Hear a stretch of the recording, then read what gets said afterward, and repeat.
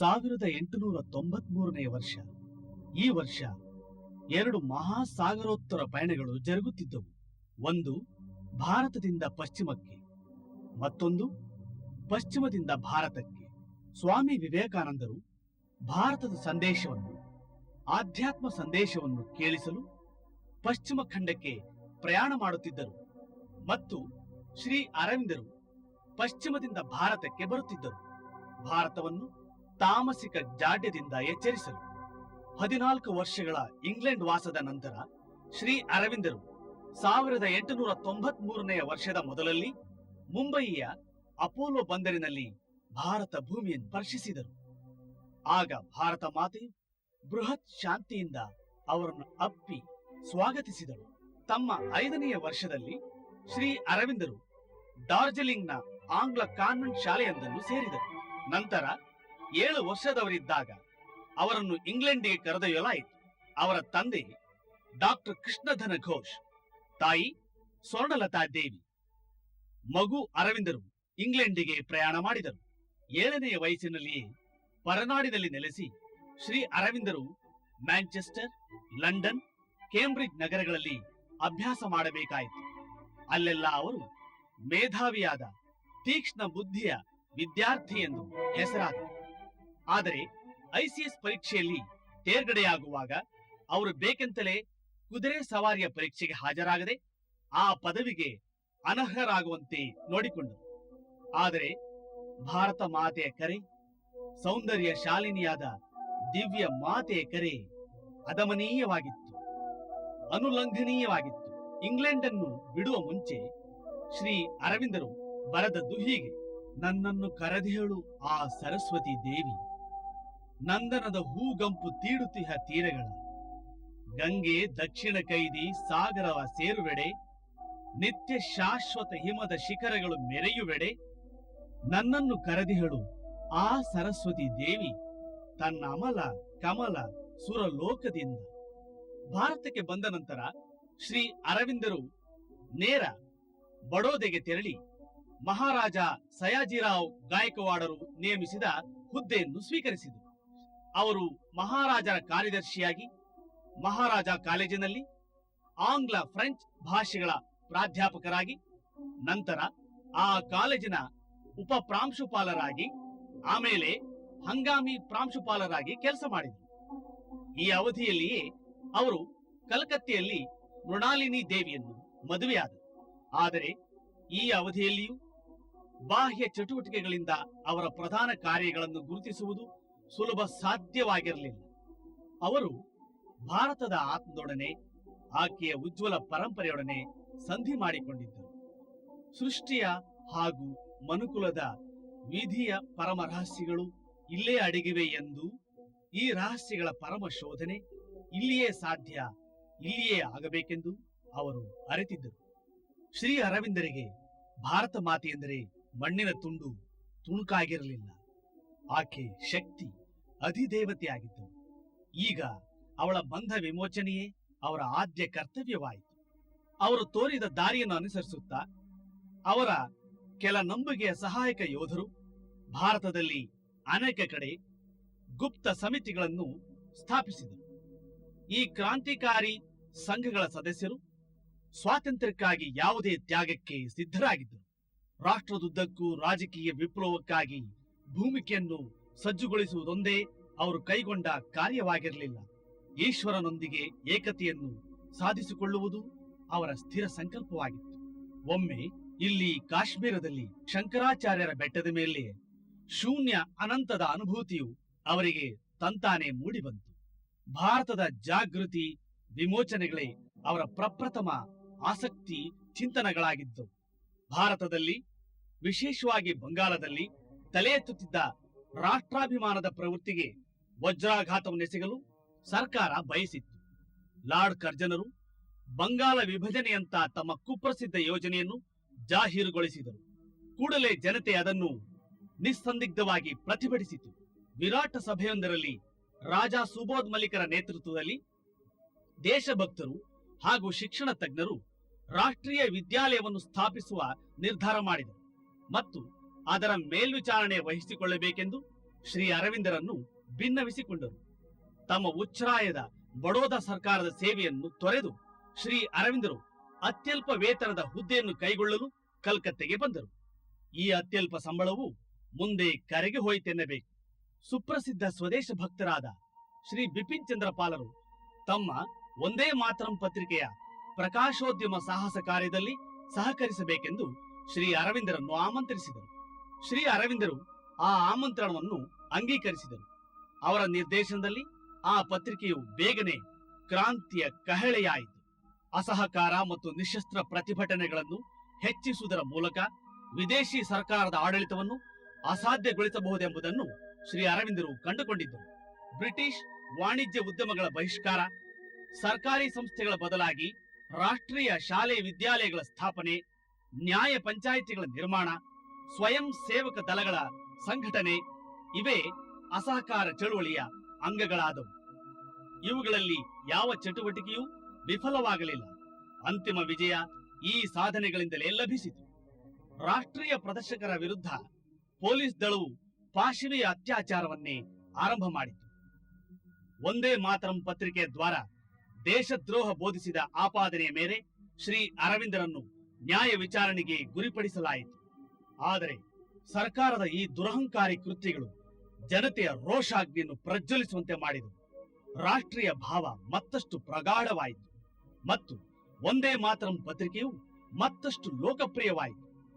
ದೇಶದ್ರೋಹದ ವಿಚಾರಣೆ ಎಂದು ಕರೆಯಲಾದ ಶ್ರೀ ಅರವಿಂದರ ಈ ವಿಚಾರಣೆಯ ಸಮಯದಲ್ಲಿ ಶ್ರೀ ಟ್ಯಾಗೂರರು ತಮ್ಮ ಸುಪ್ರಸಿದ್ಧ ಕವನವನ್ನು ರಚಿಸಿದರು. ಓ ಅರವಿಂದರೇ, ನಿಮಗೆ ರವೀಂದ್ರನ ನಮನಗಳು. ಓ ಸಹೃದಯನೇ, ದೇಶ ಮಿತ್ರನೇ, ಶ್ರೀ ವಾಣಿಯ ಅವತಾರನೆ, ಸ್ವತಂತ್ರ ಭಾರತದ ಆತ್ಮನೆ. ಸರ್ಕಾರವು ತೆಗೆದುಕೊಂಡ ಕ್ರಮ ವಿಫಲವಾಯಿತು. ಶ್ರೀ ಅರವಿಂದರು ಈಗ ಭಾರತಕ್ಕೆ ಪೂರ್ಣ ಸ್ವರಾಜ್ಯ ಬೇಕೆಂದು ಘೋಷಿಸಿದರು. ಹೀಗೆ ಘೋಷಿಸಿದ ಭಾರತ ಮಾತೆಯ ಪ್ರಥಮ ಪುತ್ರರೆಂದರೆ ಇವರೇ. ಈ ಕಾರ್ಯದಲ್ಲಿ ಅವರು ಮಹಾರಾಜನೀತಿಜ್ಞ ಲೋಕಮಾನ್ಯ ತಿಲಕರು ತಮಗೆ ನಿಕಟತಮ ಸಹಕಾರಿಗಳಾಗಬಲ್ಲರು ಎಂಬುದನ್ನು ಮನಗಂಡಿದ್ದರು. 1907ರಲ್ಲಿ ಡಿಸೆಂಬರ್ ತಿಂಗಳಲ್ಲಿ ಸೂರತ್ ನಗರದಲ್ಲಿ ನಡೆದ ರಾಷ್ಟ್ರೀಯ ಕಾಂಗ್ರೆಸ್ಸಿನ ಸಭೆಗೆ ಐತಿಹಾಸಿಕ ಮಹತ್ವವಿದೆ.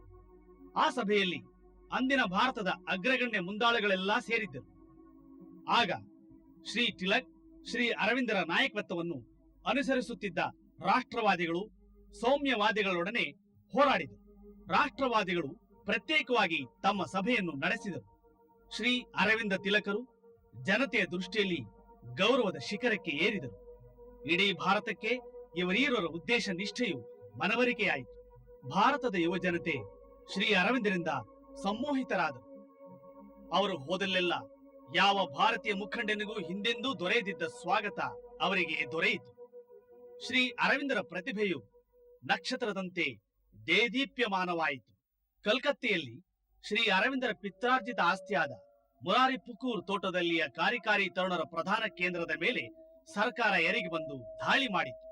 ಅದೇ ಕಾಲಕ್ಕೆ ಸರ್ಕಾರ ಶ್ರೀ ಅರವಿಂದರನ್ನು ದಸ್ತಗಿರಿ ಮಾಡಿತು. ಅಲಿಪುರ್ ಸೆಷನ್ಸ್ ನ್ಯಾಯಾಲಯದಲ್ಲಿ ಬೀಚ್ ಕ್ರಾಫ್ಟ್ ಎಂಬ ನ್ಯಾಯಾಧೀಶರ ಸಮ್ಮುಖದಲ್ಲಿ 1 ವರ್ಷದುದ್ದಕ್ಕೂ ಈ ವಿಚಾರಣೆ ನಡೆಯಿತು. ಆ ನ್ಯಾಯಾಧೀಶರು ಕೇಂಬ್ರಿಡ್ಜ್ ವಿಶ್ವವಿದ್ಯಾಲಯದಲ್ಲಿ ಶ್ರೀ ಅರವಿಂದರ ಸಹಪಾಠಿಗಳಾಗಿದ್ದುದು.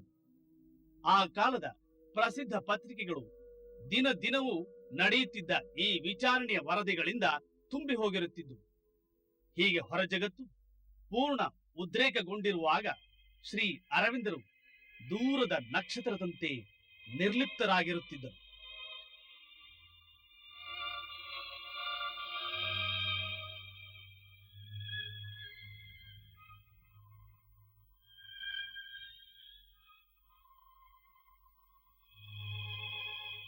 ಶ್ರೀ ಅರವಿಂದರಿಗೆ ಸಕಲ ಚರಾಚರ ವಸ್ತುಗಳಲ್ಲಿರುವ ಆ ಪರಮಾತ್ಮನೇ ವಾಸುದೇವನೆಂಬ ಸಾಕ್ಷಾತ್ಕಾರದ ಭವ್ಯವಾದ ಆಧ್ಯಾತ್ಮಿಕ ಅನುಭೂತಿಗಳು ಆಗ ಹತ್ತಿದವು.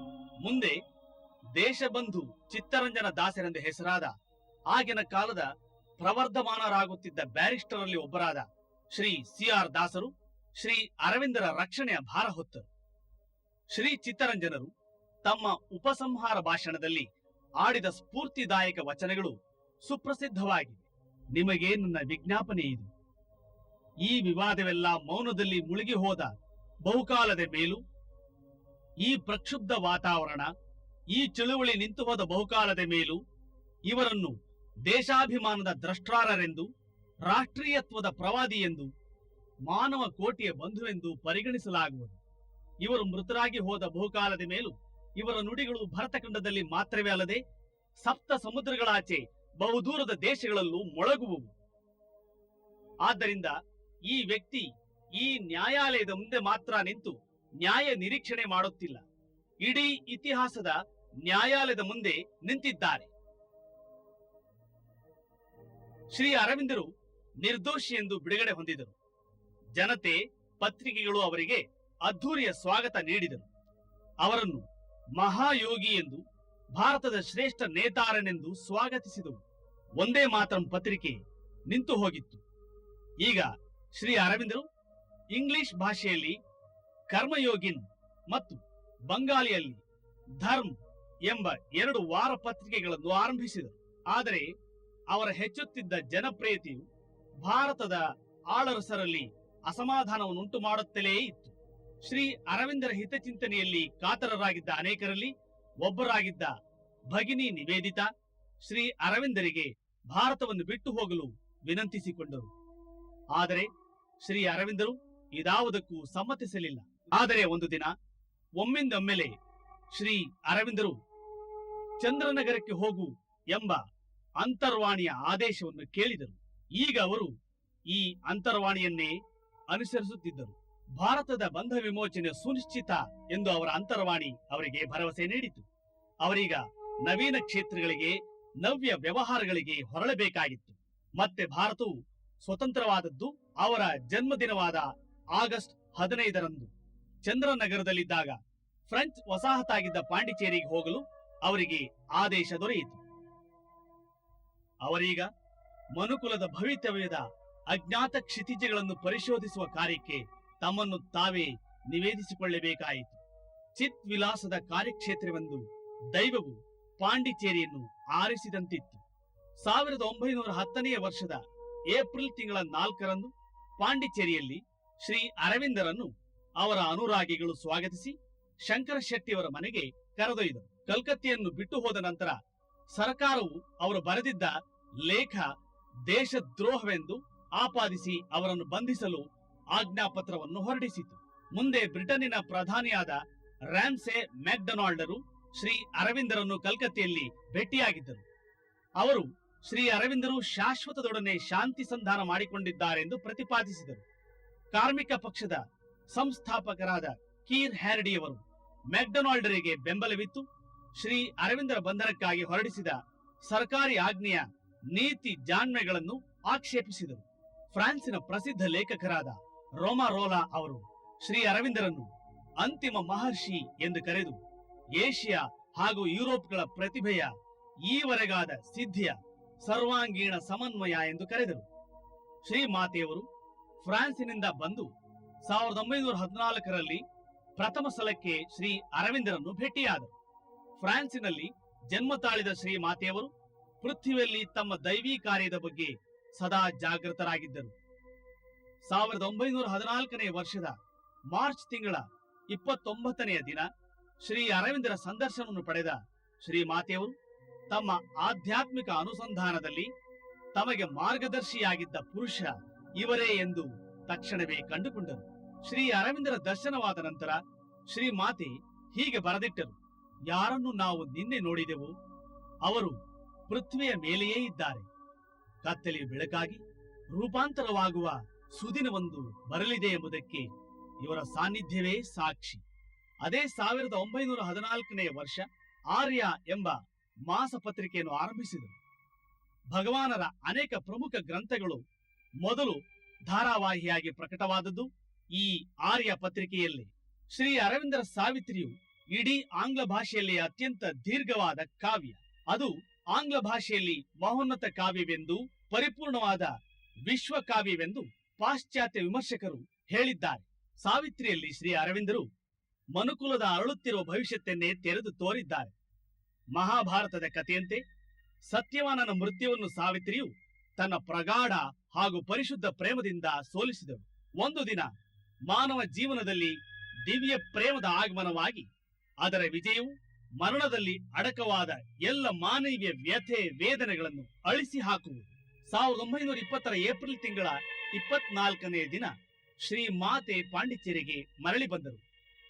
ಶ್ರೀ ಮಾತೆ ಆಗಮಿಸಿದೊಡನೆ ಜಗತ್ತಿನ ಎಲ್ಲ ಭಾಗಗಳಿಂದ ಮಕ್ಕಳು ಬಂದು ಆಕೆಯ ಸುತ್ತೂ ನೆರೆದರು. ಇವರು ವಿರಕ್ತ ಸನ್ಯಾಸಿಗಳಲ್ಲ, ಆಧ್ಯಾತ್ಮಿಕ ಸಿದ್ಧಿಯನ್ನು ಆಧರಿಸಿದ ಜೀವನದ ಸಾಧಕರು. ಏಕೆಂದರೆ ಇಲ್ಲಿ ಇಹವು ಅಂದರೆ ಈ ಪೃಥ್ವಿಯ ಮೇಲೆ ಈ ಪಾರ್ಥಿವ ಜೀವನದಲ್ಲಿ ದಿವ್ಯ ಜೀವನವನ್ನು ಸಂಘಟಿಸುವುದು ಗುರಿಯಾಗಿದೆ. ಈ ರೀತಿಯಾಗಿ ಶ್ರೀ ಮಾತಾ ಅರವಿಂದರನ್ನೇ ಕೇಂದ್ರವಾಗಿಸಿ ಶ್ರೀ ಅರವಿಂದಾಶ್ರಮವು ತಾನಾಗಿಯೇ ಬೆಳೆದು ಬಂತು. ಶಾಶ್ವತ ಪರಿಪೂರ್ಣತೆಯು ತನ್ನ ಸ್ವಂತದ ಪೂರ್ಣತೆಯ ಆಕೃತಿಯಲ್ಲಿ ನಮ್ಮನ್ನು ರೂಪಿಸುತ್ತಲಿದೆ. ಶ್ರೀ ಮಾತಾರವಿಂದರ ದರ್ಶನದ ಪ್ರಕಾರ ಮಾನವ ವಿಕಾಸ ಹೊಂದುತ್ತಿರುವ ಪ್ರಾಣಿ. ದಿವ್ಯ ಪುರುಷನಾಗಿ ವಿಕಾಸ ಹೊಂದುವುದೇ ಅವನಿಗೆ ವಿಧಿಸಲಾದ ಗುರಿ. ಮಾನವನು ಈಗ ತನ್ನ ಜೀವನದ ಎಲ್ಲ ಕ್ಷೇತ್ರಗಳಲ್ಲಿ ಅನುಭವಿಸುತ್ತಿರುವ ಬಿಕ್ಕಟ್ಟು, ವಿಕಾಸಗತಿಯ ಬಿಕ್ಕಟ್ಟು ಮತ್ತು ಸಚೇತನ ಅಭಿಪ್ಸೆಯಿಂದ ಮಾನವನು ತನ್ನ ಈಗಿನ ಅವಸ್ಥೆಯನ್ನು ಮೀರಿ ಮುನ್ನಡೆಯಬಲ್ಲನು. ಭೌತಿಕ ಕ್ಷೇತ್ರದಲ್ಲಿಯ ತಮ್ಮ ಕಾರ್ಯವನ್ನು ಶ್ರೀಮಾತೆಗೆ ಒಪ್ಪಿಸಿಕೊಟ್ಟು ಶ್ರೀ ಅರವಿಂದರು ಡಿಸೆಂಬರ್ ತಿಂಗಳ 5ನೇ ದಿನ 1950ನೇ ವರ್ಷದ ಮಹಾ ಸಮಾಧಿಯನ್ನು ತೆಗೆದುಕೊಂಡರು.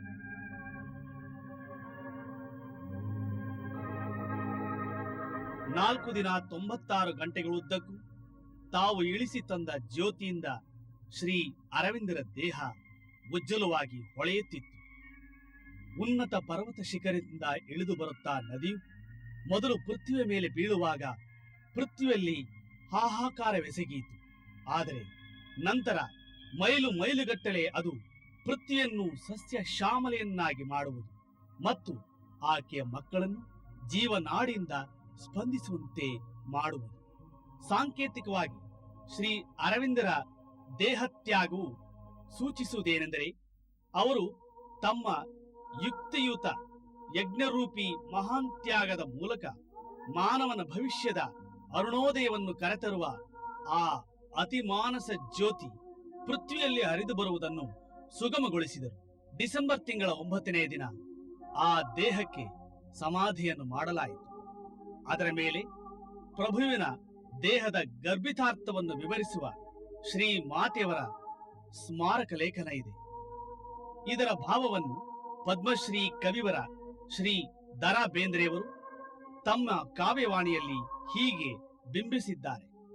ಶ್ರೀ ಗುರುವಿಗಾಗಿ ತನುಧಾರಿಯಾಗಿ ಬಂದಂತ ಸದಾಶಿವಗೆ ಅನಂತಾನಂತ ನತಿಯ ಉಪಕೃತಿಯ ಒಪ್ಪಿಸುವ ಇವಗೆ ಎಷ್ಟು ದುಡಿದೆ ನೀನೆಷ್ಟು ಪಡೆದೆ, ಹೇ ನಮೋ ನಮೋ ನಿಮಗೆ. ಕಷ್ಟವೇನು, ಸಂಘರ್ಷವೇನು, ಪಾಡೇನು, ತಾಳ್ಮೆಯೇನು, ನಮಗಾಗಿ ಕಲ್ಪ, ನಮಗಾಗಿ ಶಿಲ್ಪ, ಸಾಧಿಸಿದೆ ನಮಗೆ ನೀನು. ಬಾಗಿ ಕೂಗಿ ಬೇಡುವವು ನಿಮಗೆ, ಅರಕ್ಷಣವೂ ಕೂಡ ನೋಡು, ನಮ್ಮ ಸಂಪದವು ನಿಮ್ಮ ಪ್ರಾಪ್ತಿ. ಇದ ಮರೆಯದಂತೆ ಮಾಡು ಶ್ರೀಮಾತ. ಶ್ರೀ ಅರವಿಂದರ ದರ್ಶನದ ಪ್ರಕಾರ ದೈವಿ ರಾಜ್ಯದ ಆಗಮನವು ಭೌತಿಕ ಜಗತ್ತನ್ನು ತ್ಯಜಿಸುವುದರಿಂದ ಅಲ್ಲ, ಆದರೆ ಅದನ್ನು ಆತ್ಮದಿಂದ ಗೆಲ್ಲುವುದರ ಮೂಲಕ. ಈವರೆಗೂ ಅಪ್ರಕಟಿತವಾಗಿದ್ದ ಸತ್ಯದ ಭವ್ಯತೆಗಳನ್ನು ಶ್ರೀ ಅರವಿಂದರು ತೆರೆದು ತೋರಿದ್ದಾರೆ. ಶ್ರೀ ಅರವಿಂದರು ಜಾಗತಿಕ ಇತಿಹಾಸದಲ್ಲಿ ಪ್ರತಿನಿಧಿಸುವುದು ಬೋಧೆಯನ್ನಲ್ಲ, ಅಂತರ್ಜ್ಞಾನವನ್ನೂ ಅಲ್ಲ, ಪರಾತ್ಪರನಿಂದ ನೇರವಾಗಿ ಬಂದ ನಿರ್ಣಾಯಕ ಕ್ರಿಯೆಯನ್ನು.